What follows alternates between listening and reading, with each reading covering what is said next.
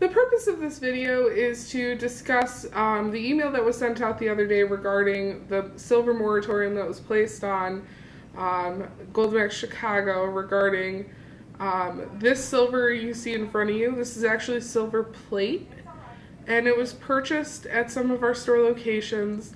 And actually the total of all of this is in excess of about $8,000. We wanted to respond quickly, and we wanted to, analyze all of this silver plate and see where we can improve our defenses and make sure that this doesn't happen to us again in the future. So in order to take a look at this, what I've done is I've taken 3 pieces here from this collection. 2 of them are fake and 1 of them is real. So what I'd like to do is I'd like to go through the 5-step testing process that we all know. And I want to go ahead and make sure that all of these pass the 5-step testing processes before I actually purchase it. Now the first step is going to be my common sense test. And all of these pieces do pass my common sense test. I know they're filed into and everything like that, but that's because we did that in the home office. If they weren't filed into or anything, I would say that they would go ahead and pass my common sense test. So the next test I'm going to do is my magnet test.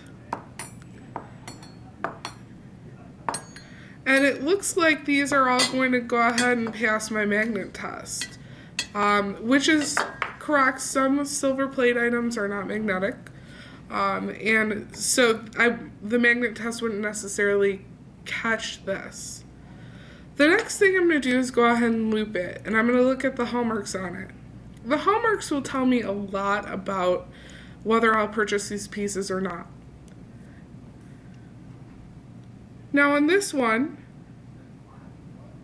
it appears that it's hallmark sterling, and it is of a raised hallmark on there. And as you can see, the raised hallmark is going to be a good indication that it is probably authentic. It is a lot more difficult to duplicate a raised hallmark than it is an inverted one. Now the next hallmark I'm going to look at is on this little cup. And as you can see here, the hallmark of the 925 is actually in a different font than the company name. And not only that, the hallmark is slightly off center and is not of as good quality as the hallmark with the company's name. So I'm going to be a little hesitant about this piece right here. Now this last piece is marked sterling. However, the wear pattern is dramatically different than the wear pattern of the brand name and the other hallmarks on the piece.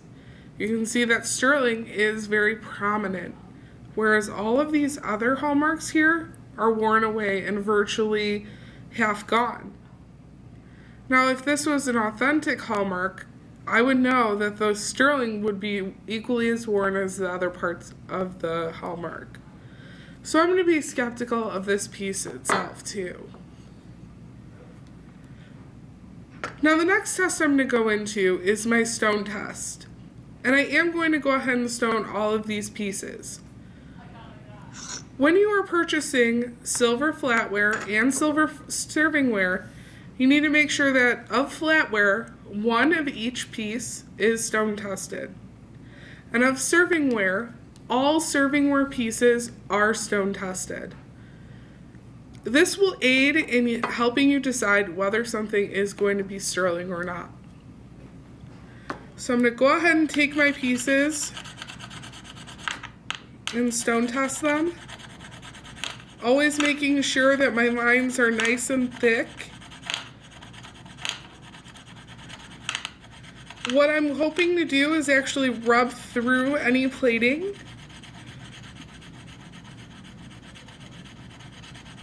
And making sure I get into the meat of the piece. Now I'm going to go ahead and do the same thing with this piece right here.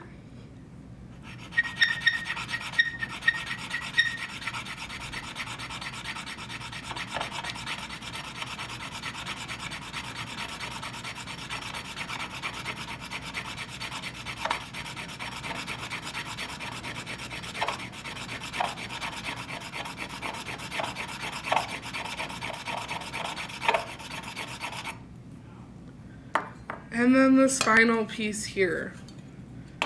Now, I know servingware can sometimes be a little more challenging to stone test. So if you have to, you can even take your stone and rub it like this to get a good result. But for these purposes, I'm going to go ahead and flip this over and stone test it like this.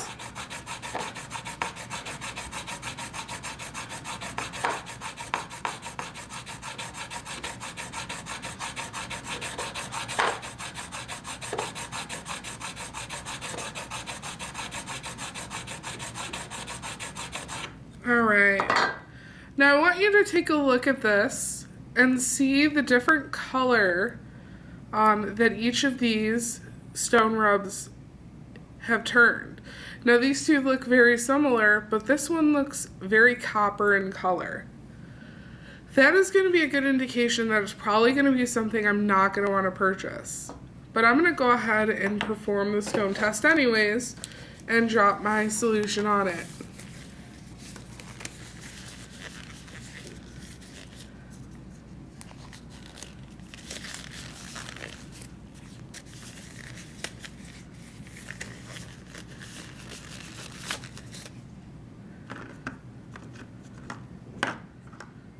And this is 18 karat solution. 18 karat solution is our silver detector. So I'm going to go ahead and put it on it. And what I hope to see is almost a milky iridescent blue color happen.